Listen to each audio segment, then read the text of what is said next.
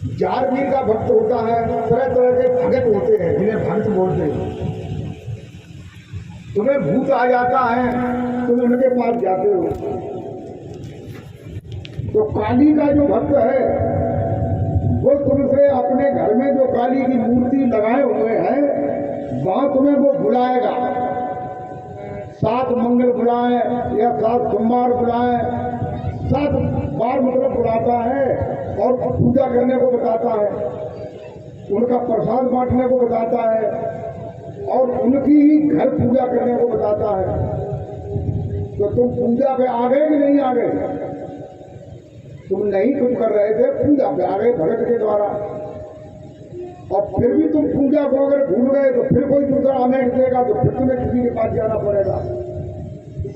और देखिए दूसरी एक बात मैं और बताता हूं।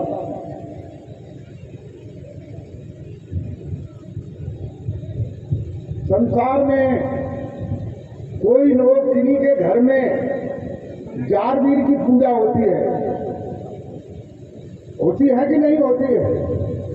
जारवीर के यहाँ जाप करने जाओ बांगर में तो पहले उनके गुरु जी के यहाँ पहले जाना पड़ता है गोरख टीला पर, तब वो जात स्वीकार करते हैं। और वहां नहीं जाओगे तो जात स्वीकार नहीं करते। अच्छा, और कोई नानक जी को पूजा करता है, नानक मते जाता है, उनका घर में कड़ाव करता है कि नहीं करता? अगर ये नहीं करता है तो कोई जो है कबीर पंथ में है तो कबीर की आरती चौका करता है। तुमको किसी न किसी जो पहले सदगुरु हुए हैं, गोरखनाथ हुए हैं, कबीर साहब हुए हैं और तमाम महापुरुष हुए हैं, उनकी प्रतिष्ठा करनी पड़ेगी। अगर उनकी प्रतिष्ठा नहीं करोगे, देखो वो कहते हैं एक शब्द कहते हैं अवतार। क्या कहते हैं? अवतार। क्या कहते हैं? अवतार। अवतार का मतलब होता है जो अभी तारने वाला हो। अवतार का क्या मतलब हुआ? जो अभी तारने वाला हो। जो वे पहले थे वे तबतार थे, वे तबतार थे। गोरखनाथ जी, कबीर साहब, नानक जी, दादू, दरिया, ये तबतार थे। उस समय तक तारने वाले थे जब वो मौजूद थे। जैसे तुम्हें कोई रोग हो जाए, तुम्हें कोई रोग हो जाए, बीमार हो जाओ, तो तुम्हें जो है पहले धनवंतर वैद्य हुए हैं, उनके नुस्खे तुम याद कर लो या उनकी बातें याद कर लो, उससे रोग ठीक हो जाएगा। जो मौजूदा हालत में वैद्य हो उसी के पास जाना पड़ेगा। जो मौजूदा वैद्य हो वो तुम्हारी नबज देख करके तुम्हारे रोग का निवारण करेगा, दवा देगा और ठीक कर देगा। इसलिए तुम्हें जिंदा सदगुरु की आवश्यकता है। जो सदगुरु जिंदा है, मौजूद है, जो सत्य का रास्ता बताता है। अगर जिंदा सदगुरु है, अगर उसका सत्य ज्ञान है तो ज्ञान लेकर के 1 घंटे रोजाना भजन करो। तुम्हें कोई देवी देवता किसी की भी पूजा करने की कोई आवश्यकता नहीं। प्रेम से बोलो सतगुरुदेव भगवान की। अगर भजन करो तो जिना के भजन करो ना है, पीछे को मंत्र ना मारे वो स्वामी स्वामी में हाथ घुसे थे तुम काट गए कि ना। हाँ, भजन करो। जब तुम्हारे अंदर पावर आ जाएगा भजन का तो तुम्हें कोई भूत, कोई प्रेत, कोई देवता कोई नहीं बता सकता। और वे पुराने जो गुरु थे, पुराने जो देवता हैं, वे पुराने पड़ गए। अब तुम नए सम्मत में आ जाओ, सदगुरु को धारण करो और सदगुरु के बताए हुए रास्ते पर चलो। चलोगे नहीं तो कोई फायदा नहीं। तो बराबर तुम्हारे अंदर भूत आएगा और तुम देवी देवताओं के पास जाओगे, भक्तों के पास जाओगे, गंगा स्नान जाओगे, चारों तरफ तुम्हें भागना पड़ेगा, कोई फायदा नहीं मिलेगा। चाहे तुम रामपाल के यहाँ जाओ, चाहे आसाराम बापू के यहाँ जाओ, चाहे धनधन सदगुरु के यहाँ जाओ, कहीं भी जाइए, अगर तुम कुछ करोगे नहीं तो कोई फायदा नहीं। गोस्वामी तुलसीदास जी कहते हैं, क्या कहते हैं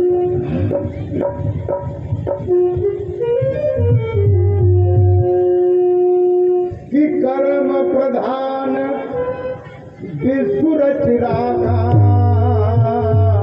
और जो जसु करे सो तस फल पाता।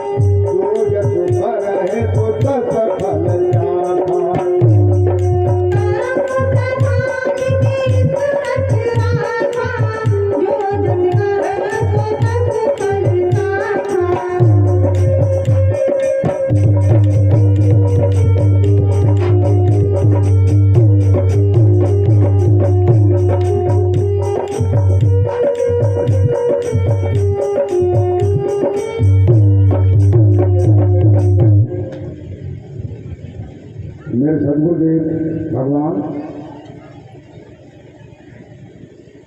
मेरे प्यारे भक्तों, गोस्वामी तुलसीदास जी कहते हैं कि कर्म प्रधान विश्व रच राखा। जो कर्म है,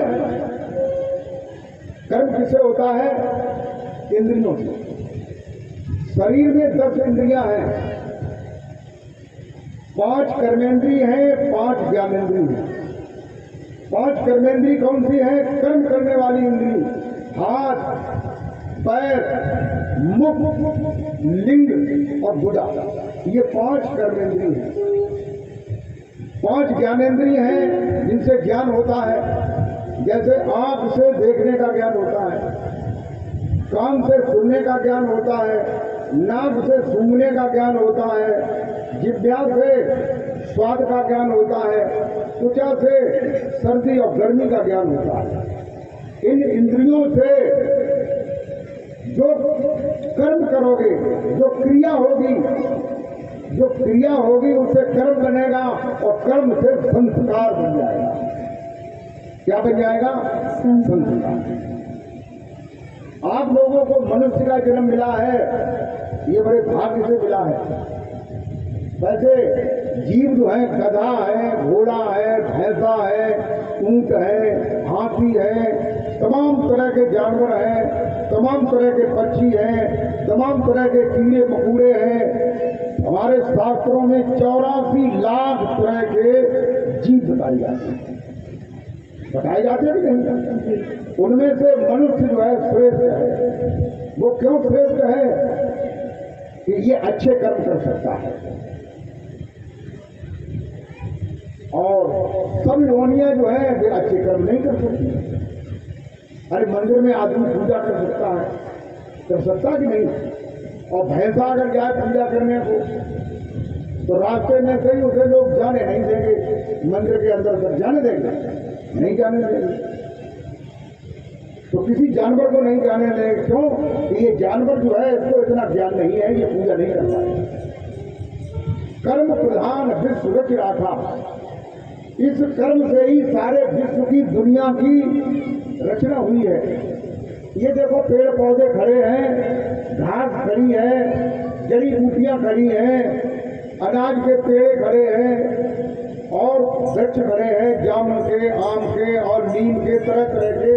ये सभी जीव हैं। ये तुम भी पीछे बढ़ करके आए हो और तुम्हें पीछे इन्हीं में जाना है या और आगे जाना है।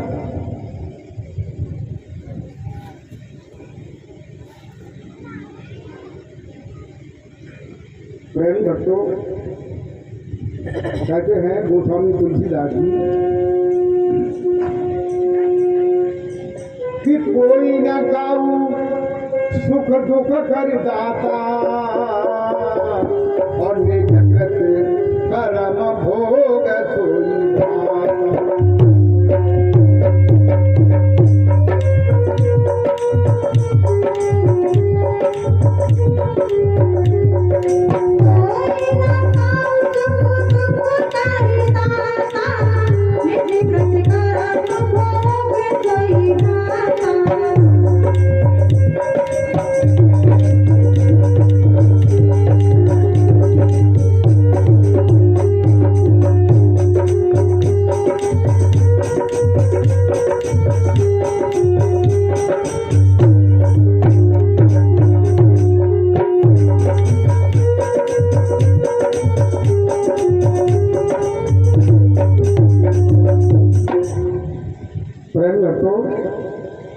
गोस्वामी तुलसीदास जी कहते हैं कोई न काऊ सुख दुख कर दाता और निज कृत कर्म भोग सोई भाता। कहते हैं कोई किसी को दुख देने वाला नहीं है। किसी को कोई दुख दे सकता है? तुम्हारे घोड़ा हो गया। देखो आप लोगों ने देखा होगा कि कभी कभी बच्चा जन्मता है तो उसके पीठ में घोड़ा मां के गर्भ से ही बाहर आता है, यानी उसकी पीठ में घोड़ा है और उसका जन्म हुआ है, गर्भ से बाहर आया। बताइए उसने क्या कर्म किया है? अभी तो वो जन्मा और जन्म करके पैरों से भी नहीं चल पा रहा है, उंगलियां काम नहीं करती है, तो उसका क्या कर्म है? उसके पिछले कर्म है, उसके पिछले कर्मों के संस्कार हैं। संस्कार जो है 3 प्रकार के बताए जाते हैं, क्रियमाण, प्रारब्ध और संचित। क्रियमाण उसे कहते हैं कि अभी करो और अभी उसका फल प्राप्त करो। जैसे आदमी कोई मजदूर है, दिन में काम करता है और जब काम खत्म होता है तो वो कहता है भैया पैसा दे, हम घर जाए आटा लाइए। तो ये जो है क्रियमाण है, क्रियमाण संस्कार है, यदि करो और तुरंत पाओ। एक होता है संचित। संचित माने इकट्ठा, जो कई जन्मों का इकट्ठा संस्कार है। इसमें एक उदाहरण आता है कि एक बार महाभारत के समय एक भीष्म पितामह नाम के महारथी थे, शायद आप लोगों ने नाम सुना होगा, भीष्म पितामह। अंत में उनकी मृत्यु हुई तो अर्जुन ने उनके सारे शरीर को बाणों से छन्नी कर दिया और वो गिर गए। सिर में बाण नहीं मारे, सिर झटक गया। तो उन्होंने बुलाया, क्योंकि वो कौरवों के पक्ष में थे, तो दुर्योधन को बुलाया। दुर्योधन ने कहा कि पितामह हुक्म करो, मैं तुम्हारी क्या सहायता करूं? तो उन्होंने कहा तुम मेरी सहायता नहीं कर पाओगे। अर्जुन को बुलाया। अर्जुन को बुलाया गया। अर्जुन से कहा उन्होंने कि मुझे तकिया की आवश्यकता है। अर्जुन ने 3 बाण सिर में मारे, उनका सिर जो लटका हुआ था वो सीधा हो गया। उन्होंने कहा और क्या इच्छा है? मेरी पानी पीने की इच्छा है। एक बाण जमीन में मारा, वहां से पानी का स्रोत निकला, उनके मुंह में फूट गया। प्रेमी भक्तों, फिर जो है वो सरसैया पर कई दिन हो गए लेटे लेटे, उनका सारा शरीर का खून जो था बाणों के सहारे नीचे पृथ्वी पर पहुंच गया। शरीर खून से निरुक्त हो गया। उन्होंने भगवान कृष्ण को बुलाया और ये बताया कि केशव, ये बताओ, वैसे तो मुझे इच्छा वरदान मिला है कि मैं अपनी इच्छा से मरूंगा, लेकिन मैं अपनी इच्छा से नहीं मर पा रहा हूं, क्या कारण है? जिसको इच्छा मृत्यु का वरदान हो और वो मर नहीं पा रहा है। तो केशव ने कहा कि देखिए पितामह ने कहा, मुझे 100 जन्म की याद है कि 100 जन्म तक मैंने कोई ऐसा काम नहीं किया है जो मेरी ये गति है कि मैं सरसैया पर पड़ा हुआ हूं। मेरा शरीर पूरा बाणों से छलनी हो गया है, खून निकल गया है और मेरा प्राण नहीं निकला। उन्होंने कहा कि एक बार 100 जन्म के पहले एक से एक में जन्म में तुम अवंतिका के राजा थे। अवंतिका माने उज्जैनी। अवंतिका के राजा थे और तुम कहीं जा रहे थे रथ पर बैठे हुए। रास्ते में कुछ दूरी पर एक दुमोही जिसे कुचनेर कहते हैं, वो रास्ता क्रॉस कर रही थी। तो पितामह ने कहा कि सारथी रथ को रोको, सारथी रथ को रोको। तो रथ को रोकते वो बिल्कुल दुमोही के करीब में पहुंच गया। पितामह नीचे उतरे, बाण से दुमोही को लटकाया और ऐसे करके फेंक दिया तो एक बेरिया के पेड़ पे गिर गए। उसको बेरिया के कांटे लगे, हिली कुछ तो नीचे गिर गई। नीचे जरबेरिया के बहुत से घने पेड़ थे, उसमें अटक गई। जरबेरिया के कांटे जो है वो टेढ़े होते हैं, वे कांटे उसके घुस गए। जैसे ही वो हिली तो कांटे और सख्त हो गए, और हिली तो बिल्कुल फंस गए। अब बिल्कुल वो कांटे फंस गए, टंग गई। तो उसकी कांटों पे टगे कांटों के द्वारा सारा खून उसका निकल गया जमीन पर, और 27 दिन तक वो कांटों पे टगी रही, तब उसकी मृत्यु हुई। प्रेमी भक्तों, ऐसे ही पितामह जो है वीर गति को प्राप्त हो गए थे। पितामह का मृत्यु के बाद फल था स्वर्ग की प्राप्ति। जो वीर गति को प्राप्त होता है वो स्वर्ग मिलता है उसे। और जो स्वर्ग होता है, स्वर्ग में 6 महीने का दिन होता है, 6 महीने की रात्रि होती है। दिन जो है दक्षिणायन का होता है, वो दिन उत्तरायण का होता है, रात्रि दक्षिणायन की होती है। उत्तरायण का मतलब जो है जब दिन बड़े होते हैं। अभी दिन जो है स्वर्ग का दिन चल रहा है, और जून में खत्म हो जाएगा ये दिन, फिर उत्तरायण चालू हो जाएगा। तो 6 महीने रात्रि होगी, तो उसमें 27 दिन, उत्तरायण के आने में 27 दिन बाकी थे। वही दुमोही 27 दिन में मरी थी, वही प्रायश्चित उनको मिलना था। इसलिए जो है 27 दिन जब पूरे हो गए, तब जो है देवताओं का दिन शुरू हुआ। तब जो है भीतर पितामह का प्राण निकला, और प्राण निकल करके उस स्वर्ग में चले गए। बोलिए सदगुरुदेव भगवान की जय। तो देखिए, कोई भी किसी को दुख देने वाला नहीं है, कोई किसी को सुख देने वाला नहीं है। ये सब तुम्हारे कर्म से ही है। छोटा सा बच्चा पेट में से आता है, उसकी पीठ में फोड़ा है, और 12 दिन तक जिंदा रहता है। फोड़े का इलाज होता है, फिर वो मर जाता है। तो जो संस्कार होता है, जो 3 संस्कार मैंने बताए हैं, तीसरा संस्कार है संचित। यानी जो हमारे इकट्ठे कर्म जो है रखे हुए हैं तुम्हारे ऑब्जेक्टिव माइंड में। माइंड के 2 भाग होते हैं, सब्जेक्टिव माइंड और ऑब्जेक्टिव माइंड। तो ऑब्जेक्टिव माइंड में तुम्हारे संस्कार इकट्ठे रखे हैं, वो तुम्हें क्रम से जब जरूरत पड़ती तब मिलते हैं। और प्रारब्ध क्या होता है? प्रारब्ध ऐसे मानिए,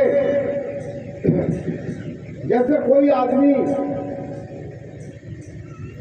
नौकरी करता है, अध्यापक है, और उसकी लड़की शादी लायक हो गई है, तो उनका फंड जो है कटता रहता है। अध्यापकों का, सरकारी नौकरों का फंड कटता रहता है, तो धीरे धीरे इकट्ठा होता रहता है। तो जब लड़की की शादी होती है तो लड़की की शादी के कार्ड छपवा करके एक कार्ड एप्लीकेशन लगा करके अपने विभाग में देते हैं। तो जितने भी पैसे बताते हैं 3 लाख 4 लाख 5 लाख वो मंजूर हो जाते हैं, तो वो मिल जाते हैं शादी करने के लिए। उसमें से जो तुम्हारे पुराने पैसे रखे हैं तो उसको कहते हैं प्रारब्ध। क्या कहते हैं? प्रारब्ध। इस प्रारब्ध का शब्द बिगड़ा हुआ शब्द है परालब्ध। परालब्ध कहते हैं। क्या कहते हैं कि हमने आवत दी तेरी परालब्ध ले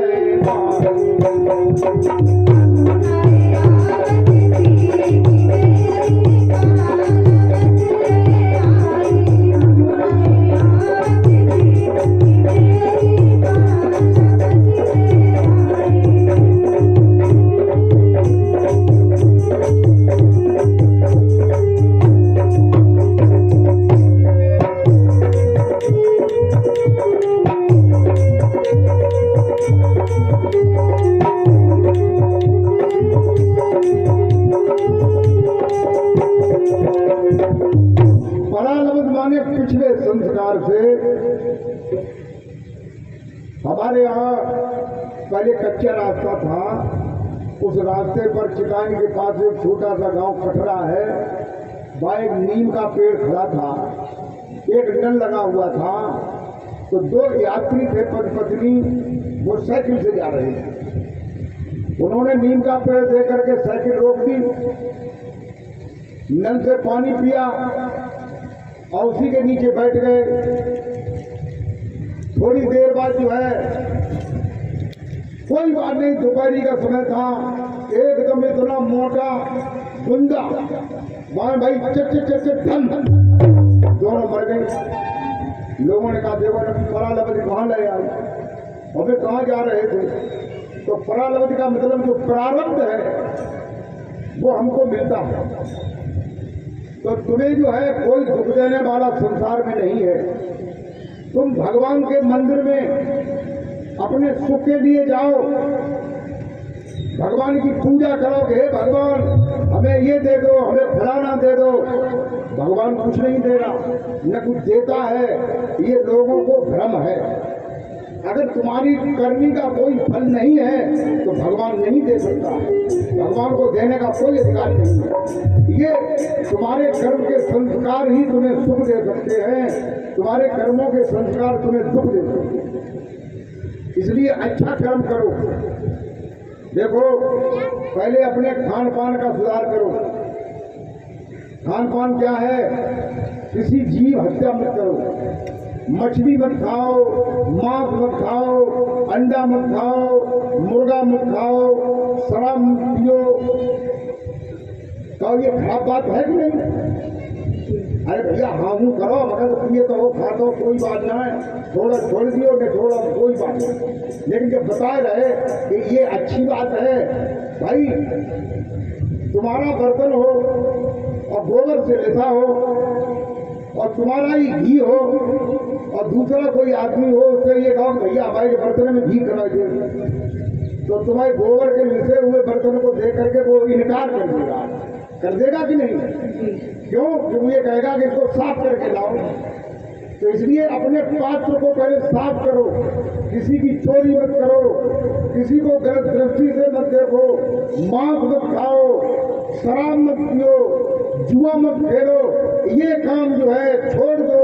उसके बाद सत्य के रास्ते पर आ जाओ और सत्य के रास्ते पर आकर के रोजाना नित्य प्रति 1 घंटे भजन ध्यान करो। प्रेम से बोलो सद्गुरुदेव भगवान की जय। तुम्हारा जीवन जो है वो सुखमय हो जाएगा और तुम भव सागर से पार हो जाओगे। और तुम ऐसे ही एक दूसरे को तकत रहे, जलेबी तो मिलना पाए रोज, दूसरे को जलेबी देख के मिलना पाए, लेकिन मन खराब बनो रहे, वहां से कोई फायदा ना हो। तासे मन खराब करके बंद करो है। अपने घरे गेहूं की रोटी है ताई खा के आप नहीं करो है अपना सुखमय जीवन बनाने के लिए भव सागर से पार करने के लिए कहते हैं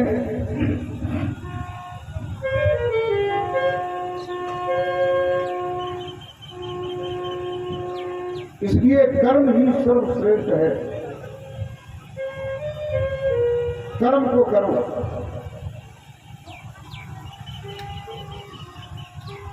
देखिए अच्छा कर्म करोगे तो तुम्हें अच्छा फल मिलेगा।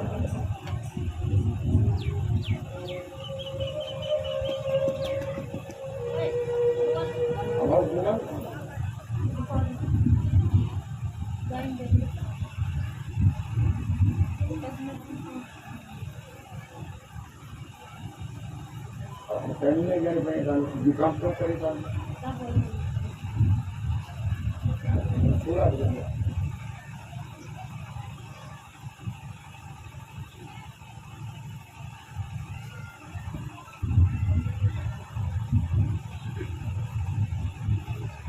हम मोबाइल के लिए लगाओ निकाल के हम निकालो अभी जाके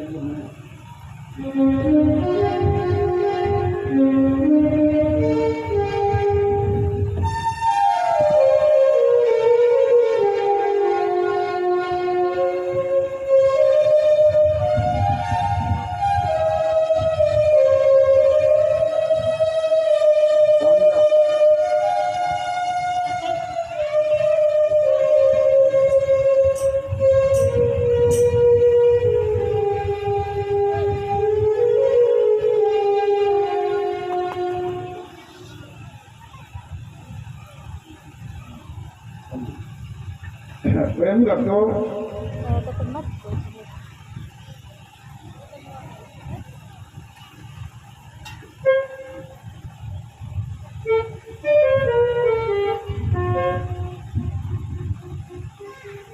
हम संसार में हैं तो संसार में हम आए हुए हैं और आकर के अगर हमें सिलाई सीखना है तो उसके भी गुरु की आवश्यकता पड़ेगी कि नहीं? सिलाई का गुरु हमें तलाशना पड़ेगा। अब हमें कटाई, कपड़े की कटाई और कपड़े की सिलाई ये सिखाएगा। और हमें काठ की कला सीखना है, लोहे की कला सीखना है, वेल्डिंग करना, जंगला बनाना, दीवार बनाना, खिड़की बनाना, तो उस गुरु की जरूरत पड़ेगी। अगर बुनाई सीखना है तो बुनाई करने वाले गुरु की आवश्यकता पड़ेगी। सभी गुरुओं की आवश्यकता पड़ेगी। कोई भी कार्य सीखोगे उसके गुरु की मार्गदर्शक की, गुरु कहते हैं मार्गदर्शक, मार्गदर्शक माने रास्ता दिखाने वाला, उसकी हमें आवश्यकता पड़ेगी। देखिए 84 लाख योनियां हैं, उन सभी योनियों में मनुष्य जीवन श्रेष्ठ है। कैसा श्रेष्ठ है कि यहाँ सत्संग हो रहा है और यहाँ मनुष्य सुन रहे हैं कि नहीं? कोई भैंसा सुन रहा है, कोई भैंसिया सुन रही है, ये साउंड लगा हुआ अभी तो कभी चारा खा रही है, उनके कान में भी आवाज आ रही है, लेकिन वे इस बात को नहीं सुन रही। न बकरी सुन रही है, न कोई चिड़िया सुन रही है, मनुष्य ही सुन रहा है। तो मनुष्य के अंदर समझ है, मनुष्य के अंदर विवेक है, मनुष्य के अंदर बुद्धि है, तो मनुष्य जो है इस बात को जानता है कि 84 लाख योनियां हैं, सभी योनियों में से मैं घूम करके भोग करके मनुष्य के जीवन में आई। तो कहते हैं गोस्वामी तुलसीदास जी क्या कहते हैं कि बड़े भाग्य मानुष तन पावा, सुर दुर्लभ सदग्रंथ न गावा।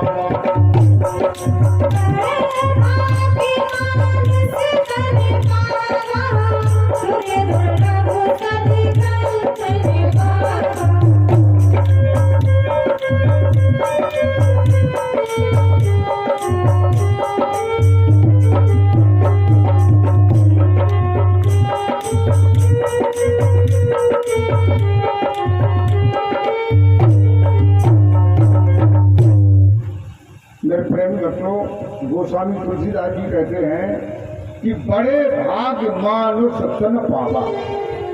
ये मनुष्य का शरीर जो है बड़े भाग्य से तुम्हें मिला है। तुमने बड़े अच्छे कर्म किए होंगे पहले, तब तुम्हें ये मनुष्य का जीवन मिला। और तुम्हें मनुष्य को जीवन मिले और तुम जो है गुड़िया में से मछलियां पकड़ पकड़ घरे लाओ, रौदे रौदे खाओ और शराब पियो, तो बताइए ये तुम्हें जीवन फिर दोबारा मिलेगा? नहीं। बताइए मिलेगा? जिन्हें तुम परेशान, जिनकी जिंदगी खत्म कर रहे हो, मछलियों की जिंदगी खत्म कर रहे हो, उसका बदला तुम कहाँ दोगे? फिर मनुष्य जन्म में दोगे कि दूसरा जन्म लेना पड़ेगा? दूसरा जन्म लेना पड़ेगा, मछली बनना पड़ेगा, बार बार मछली बनना पड़ेगा। जाने कितने बार बनना पड़े, कितनी खाए ले तो लोग जो है कमो कमो तो हमने देखे हैं हमारे गांव में।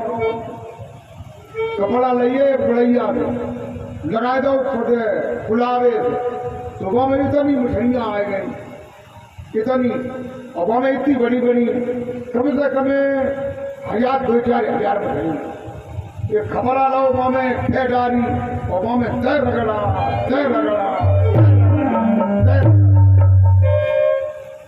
जब 1000 मछलियां रनी तब 2-3 जन को भोजन बना, तो उन्हें भुजिया खाई।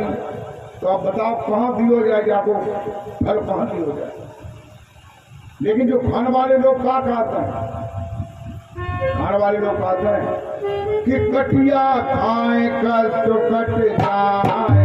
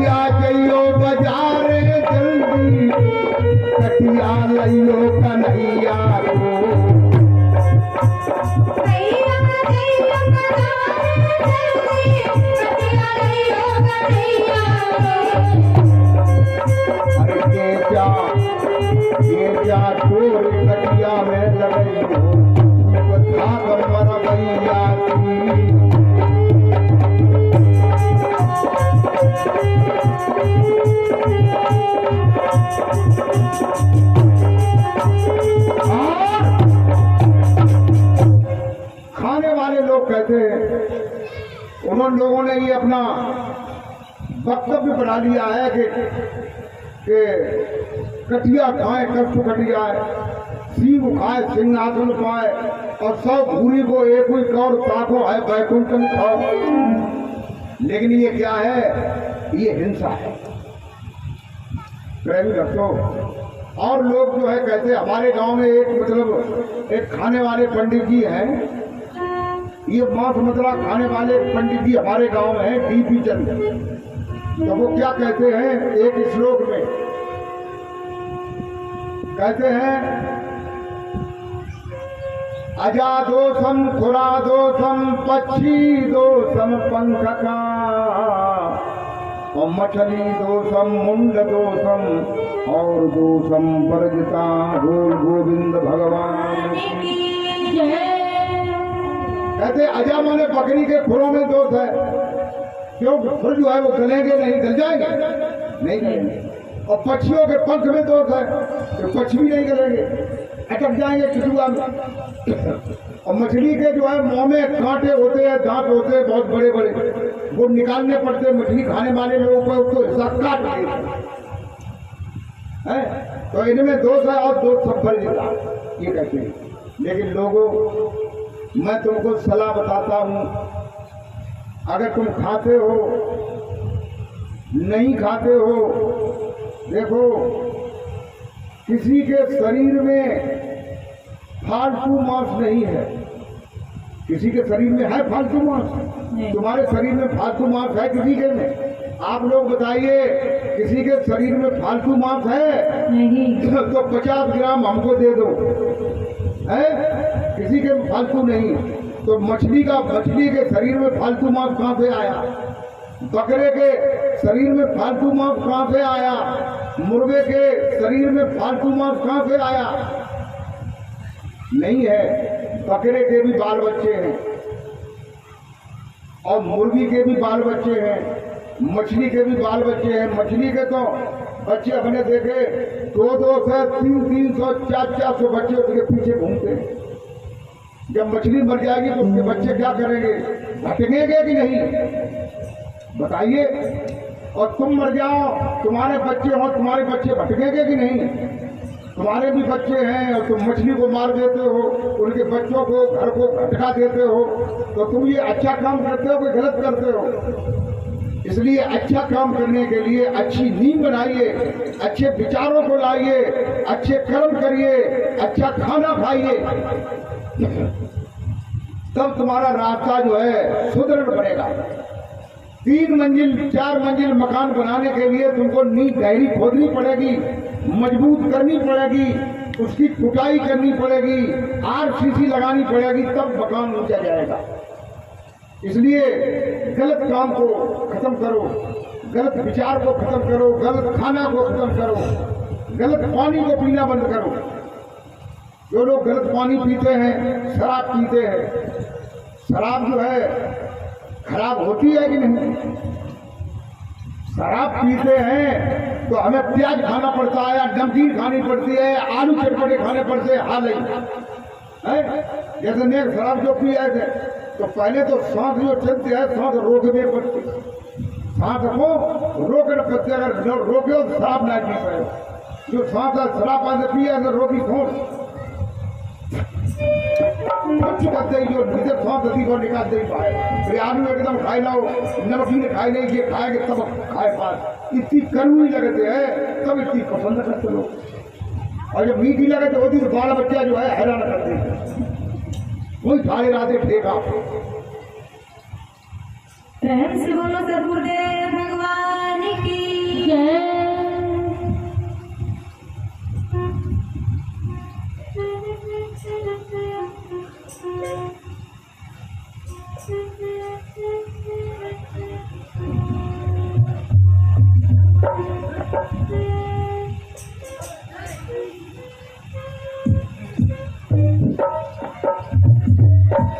शराब पीते हैं। शराब 2 तरह की होती है, एक कच्ची होती है, एक पक्की होती है। तो कच्ची पी ले और नशा उतर गया तो कोई बात है, और पक्की पी ले और नशा उतर गया तो कोई बात है। लोग कहते हैं पीने वाले कि राम रम में रम रहे और पैकट में घनश्याम।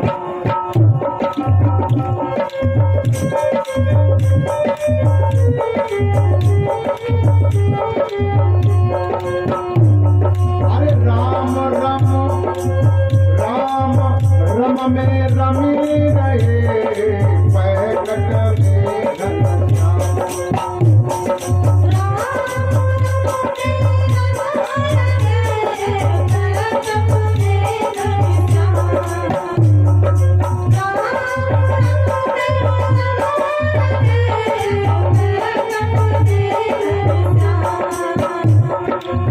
कच्ची कन दामनु मिले तब पीवो आठो नाम, कबीरा पीवो आठो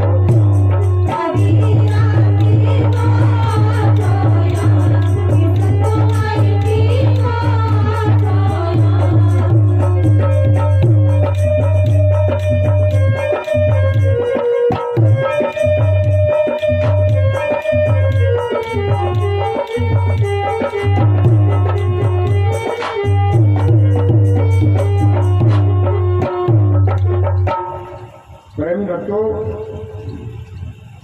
जो पीने वाले लोग हैं या जो लोग करते हैं वो अपना उसे अच्छा बताते हैं।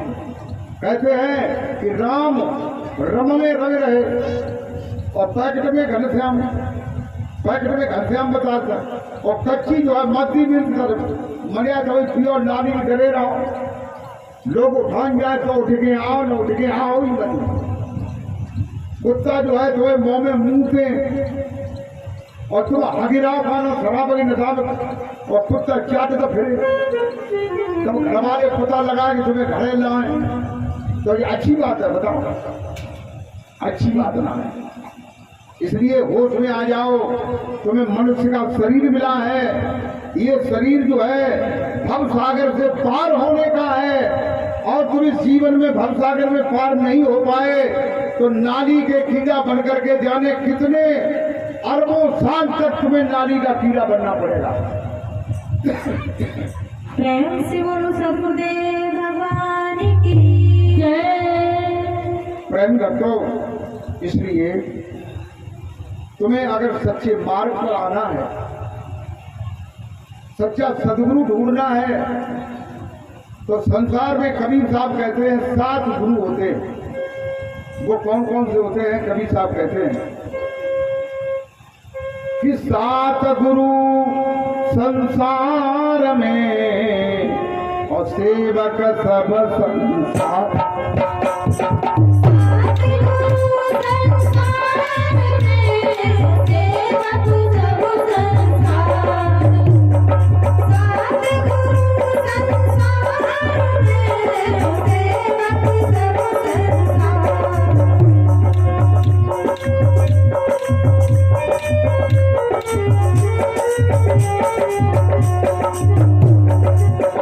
सदगुरु को जानिए जो हमसे करता कबीरा, हमसे करता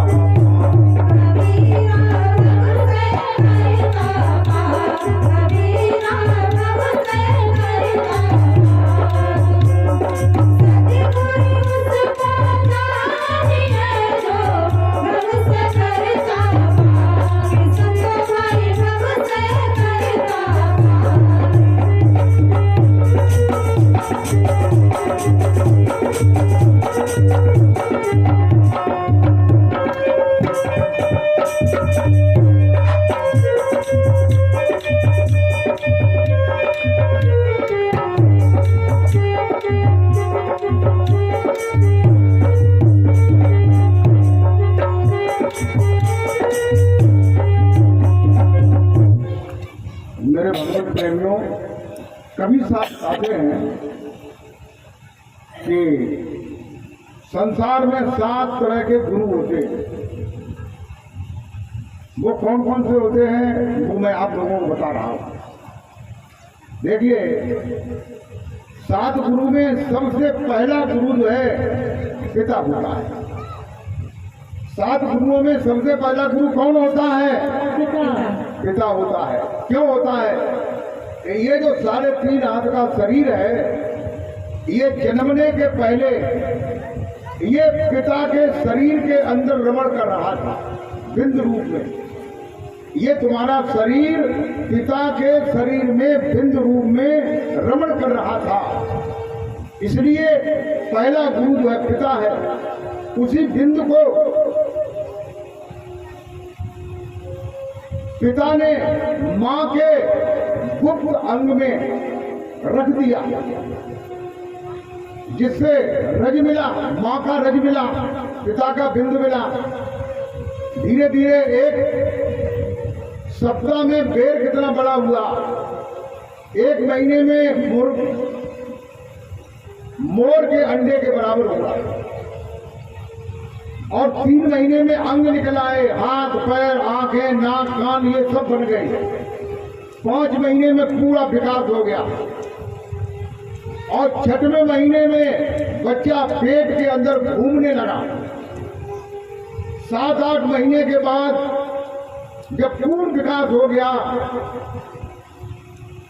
9 महीने में प्रसव की वायु में ढकेला दिया, बच्चा बाहर आ गया। तो दो गुरु तो ये हुए, एक माँ एक पिता। इसलिए सभी लोगों को माँ की, पिता की सेवा करनी चाहिए। अगर पिता शराबी हो, पिता शिकारी हो, पिता मांसाहारी हो, पिता जुआ खेलता हो, तो उसे समझाइए कि तुम्हें ये कर्म नहीं करना चाहिए। उसको समझाना। तो ये तुम्हारा फर्ज है उनको समझाना। तो ये दो गुरु ये है। तीसरा गुरु जो दाई है, जिसने बच्चे को नीचे लिया, उसका नाड़ छेदन किया, उसके मुंह में उंगली डाल करके जीभ सीधी की। बच्चा की मां के गर्भ में जीभ जो है उल्टी होती है, खींचरी मुद्रा लगाए हुए होता है। ये आप लोगों ने जाना? नहीं जाना। खींचरी मुद्रा लगाए हुए होता है।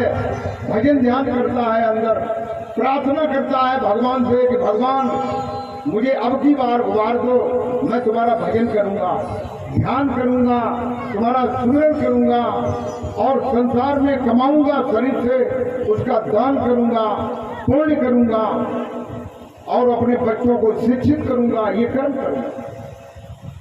लेकिन जब वो जन्म लिया, उसने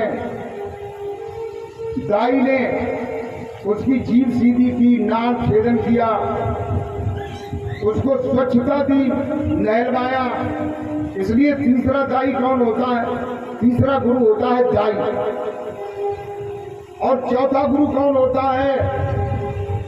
घरवाला जो है, उसका पिता या उसका बाबा पुरोहित के पास जाता है और वहां जाकर के बताता है कि बच्चा जो है घड़ी में जन्मा है। तो पुरोहित जो है दिन और तारीख और घड़ी और मुहूर्त के अनुसार ये जानकारी करता है अपने शास्त्र से कि बच्चे का जन्म जो है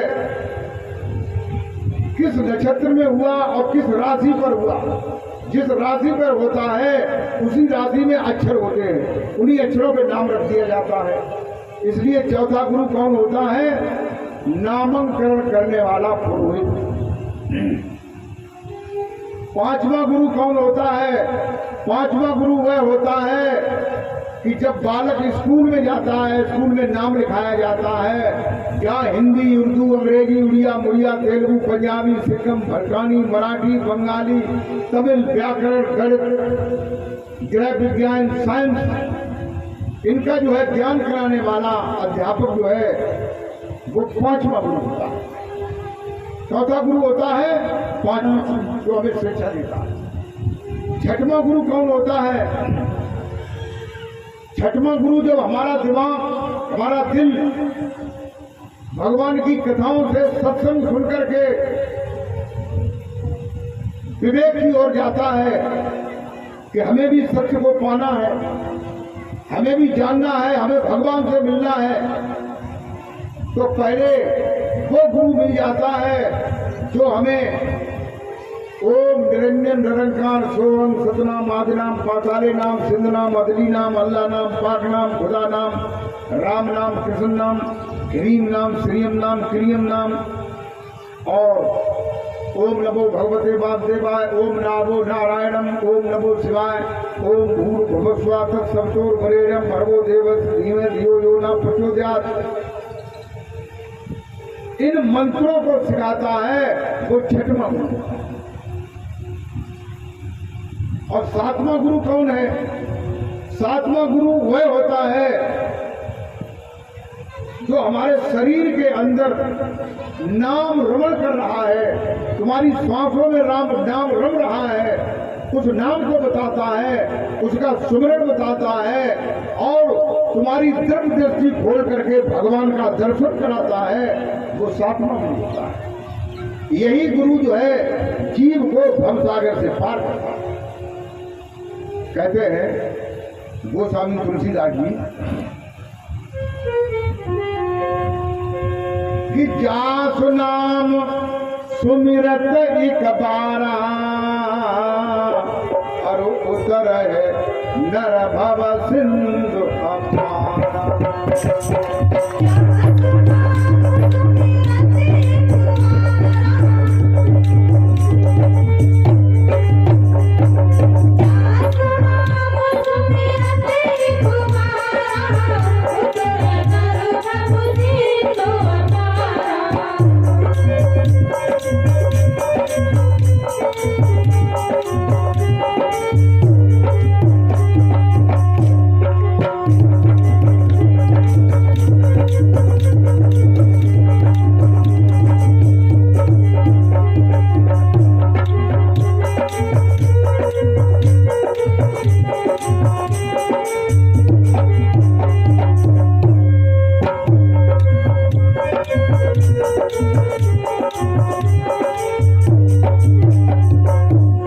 गोस्वामी तुलसीदास जी कहते हैं कि शरीर के अंदर जो सद्गुरुदेव भगवान है, जो श्वासों में नाम रमण कर रहा है, उस नाम को कहते हैं क्या नाम सुमिरत एक बारा।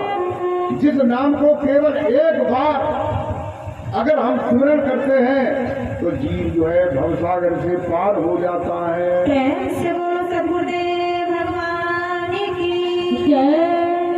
एक बार का मतलब क्या है? एक बार का मतलब ये नहीं कि एक बार श्वास आई और गई मैंने स्मरण करो।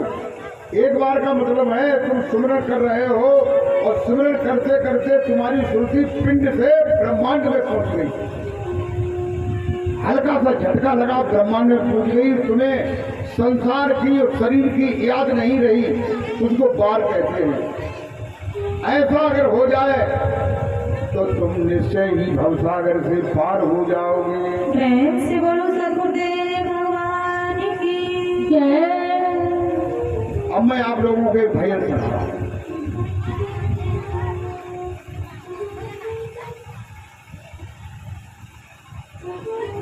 तो सब धरती कागज करूं और लेखन सब बन रहा और सात समुद्र की मसी करूं तो गुण लिखा सदगुरु की महिमा अनंत अनंत किया उपकार और लोचन अनंत युगारिया तो अनंत दिखावन।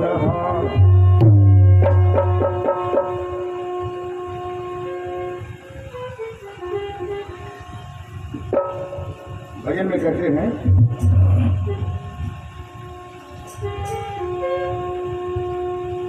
कि मेरे सदगुरु है भवनिधि के मल्ला, मेरे सदगुरु है भवनिधि के मल्ला, अरे निहरबा में हल्ला मचो मेरे सदगुरु है भवनिधि के मल्ला, निहरबा में हल्ला मचो। मेरे सदगुरु है भवनिधि के मल्ला, निहरबा में हल्ला मचो।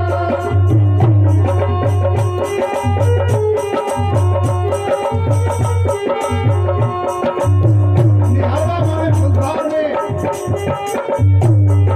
अरे हल्ला मचो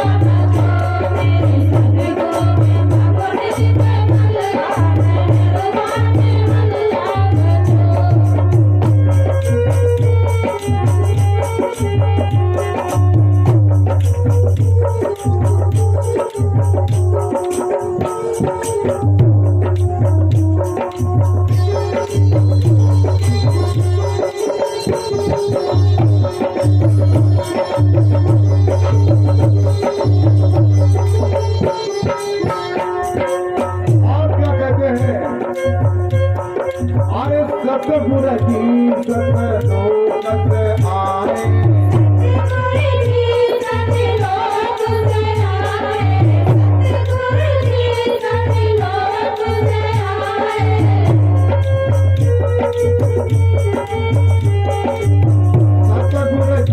सतलोक आए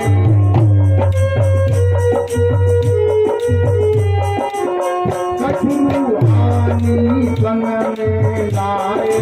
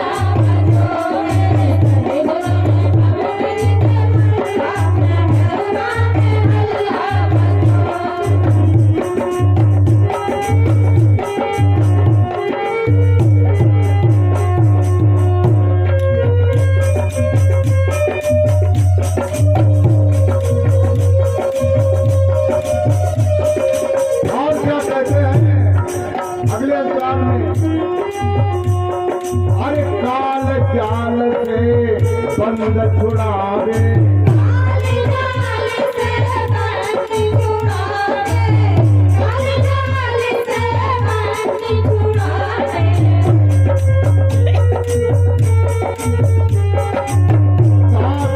बंदी छोड़ बहावे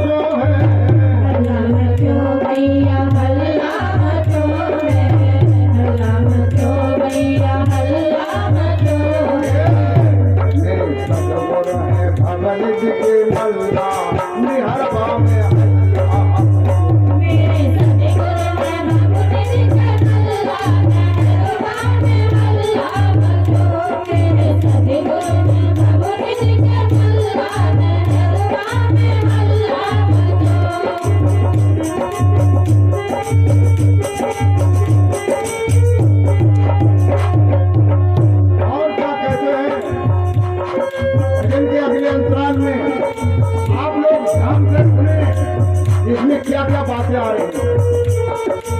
और मेरे बुद्धे भगवान जो भवनिधि के मल्ला है तो क्या करते हैं, अरे नेत्र तीसरा खोल खोल दिखावे नेत्र तीसरा खोल दिखावे, नेत्र तीसरा खोल दिखावे।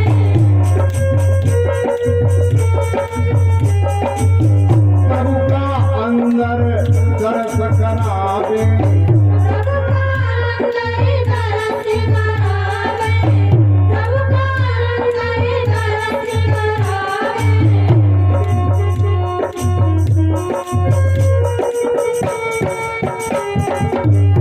सत हरि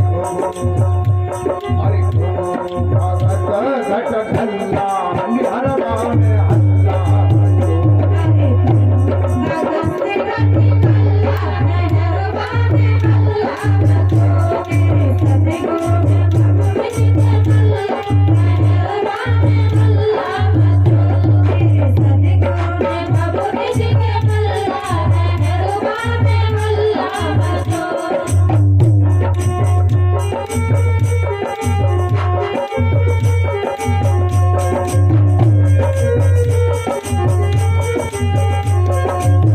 हल्ला मचो भैया हल्ला मचो है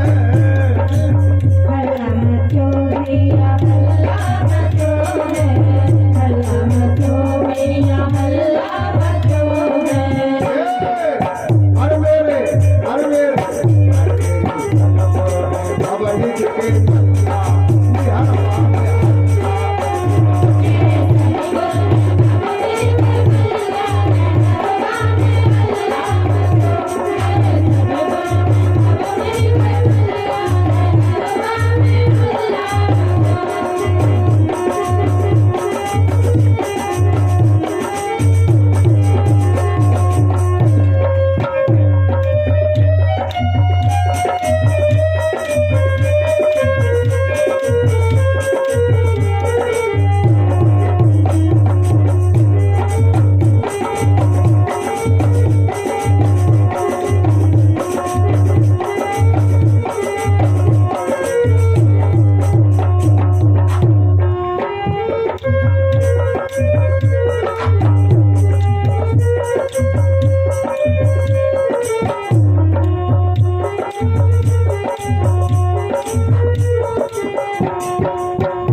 और भजन के अंत में क्या कहते हैं?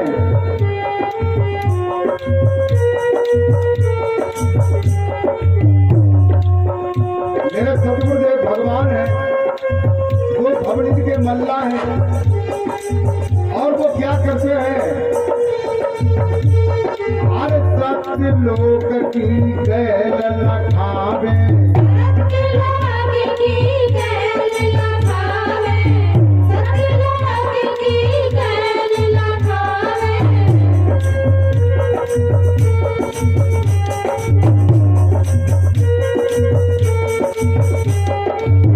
सत्य पुरुष से जाय मिलावे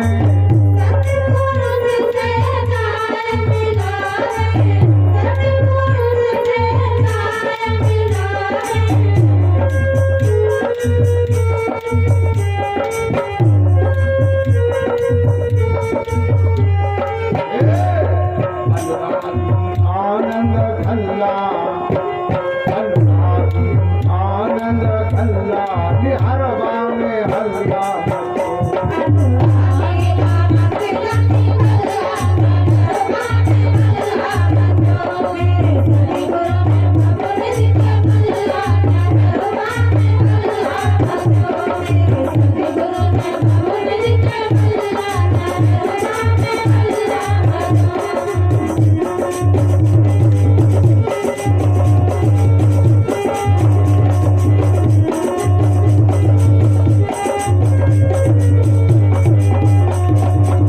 हल्ला मचो भैया हल्ला मचो है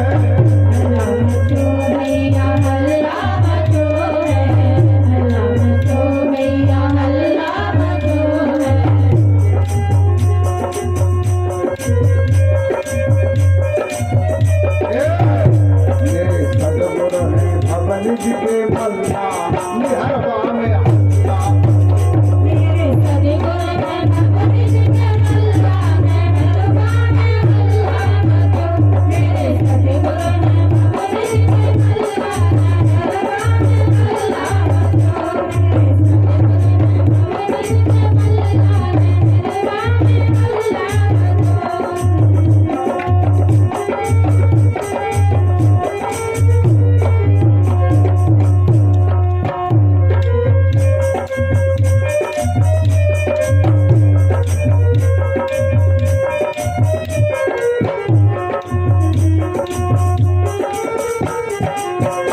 प्रेम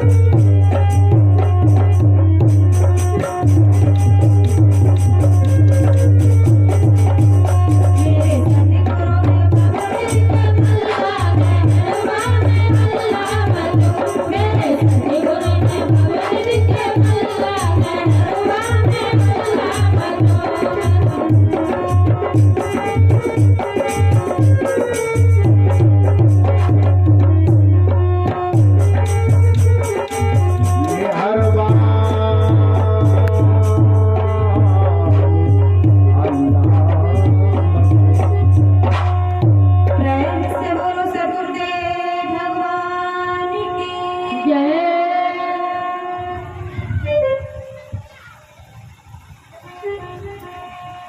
आज का सत्संग यही विराम लेता है। सभी भक्तों से निवेदन है कि वो अपने स्थान पर खड़े हो जाएं और श्री गुरु महाराज जी की आरती कर लें और प्रसाद लेके जाएं।